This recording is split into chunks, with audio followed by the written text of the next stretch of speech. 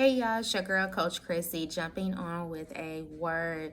Today I want to talk with you guys about um, deliverance and how we're in a season where deliverance is your portion. Deliverance is your portion. Let's go over to Luke 18.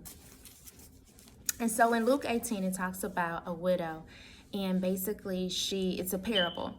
And Jesus is telling this parable, and it's about a widow who continues to pursue a judge that he would rule on her behalf and avenge her of her adversary, basically her accuser, okay? And so we'll get into the word, but I want to break this down or set it up for you guys. There are a lot of you all who have been in a season of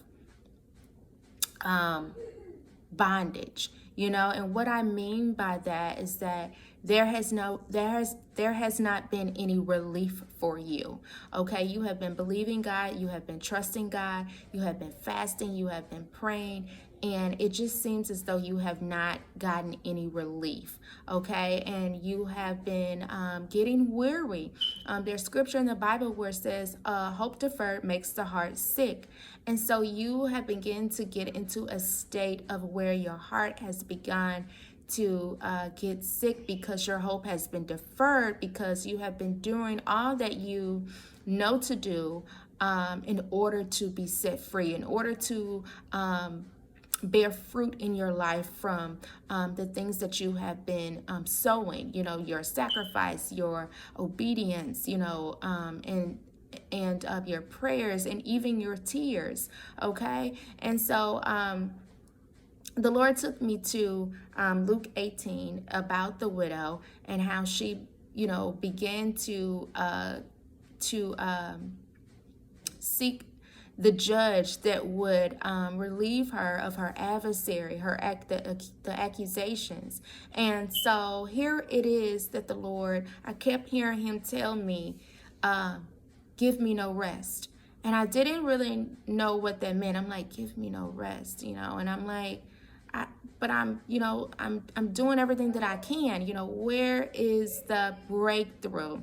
Okay, and so what the Lord is saying in this chapter is he's giving us the blueprint in order to get the breakthrough, okay? In order to get the breakthrough, okay? And so what we tend to do is that once we do something, we think once it's done, then we should immediately get the results, right? We should get the reward or the benefit or the compensation of whatever it is that we've done. But here in 18, God is telling us that it's not a one-time thing. It's not a quicker picker upper. It's not a quick fix. God is saying, because of the sin that's in your life, because of the curses and the strongholds that are attached to your life, it's going to require work. And one thing about God is that he gives us the blueprint as to what it is that we need to do in order to receive breakthrough. So go with me to Luke 18.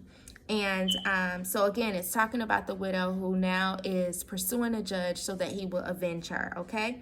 It says, for some time he refused, referring to the judge. This is 18:4. It says, but finally he said to himself, even though I don't fear God or care about men, yet because this widow keeps bothering me, I will see that she gets justice so that she won't eventually wear me out with her coming. Okay? And then verse 6 says, and the Lord said, listen to what the unjust judge says, because he does not fear man or God. So God considers him unjust. He says, listen to what the unjust judge says. And will not God bring about justice for his chosen ones who cry out to him day and night? So this scripture lets us know that God is aware of everything you've been doing up until this point. He's seen your tears. He's seen your fasting. He's seen your obedience. He's seen your sacrifice. He's seen your worship and your praise. He says, will not he answer? Will he not respond to you? And then it says, will he keep putting them off? Will he keep it? So God is aware that how you are feeling. You're feeling overlooked. You're feeling put off. And God says he will no longer continue to put you off if you do this. Let me tell you. In 8, it says, I tell you, he will see that they get justice and quickly. Okay? Quickly. Okay? Deliverance is your portion, and it shall be done quickly. Okay? He says, however, when the Son of Man comes, will he find faith on earth? So basically, he's saying when he comes to do that thing quickly for you, will he find you in your faith? Will you believe until God does it? Because he's aware of your emotions. He's aware of your heart posture. He's aware of that. He's saying he will do it quickly. And when he does it, he's going to do it for those that believe that he will do exactly what he said that he will do. Okay, so I wanted to jump on here and share that with you guys because I strongly believe in my heart that deliverance in this season is your portion. Deliverance will take the strongholds off of your life. It will break the doors that have held shut the things that you've worked for, the things that your fasting and prayers and your tears and your worship and your praise and your sacrifice has rendered to you. However, it has been held up, okay, by the adversary. And so here we are in our praise, in our worship, in our prayers, where we're going to the judge, our Father, asking him to avenge us. And so God is saying, hey, during this time, don't give me any rest. He says, don't give me any rest. He says, keep coming, keep knocking, keep hitting the rock, okay? The closed doors and the stubborn strongholds in your life that are not breaking is considered the rock. God is saying, continue to hit the rock. Eventually it has to break. Continue to knock and he will answer, okay? And he will answer quickly on your behalf. So don't just give up at the first attempt. God says, no, I need your faith, because every time you come back, you're coming back because you believe that God is going to do what he said he's going to do. And because of your faith, God is going to do it, and he's going to do it for you quickly. I believe again that this is your season of deliverance, that deliverance is your portion.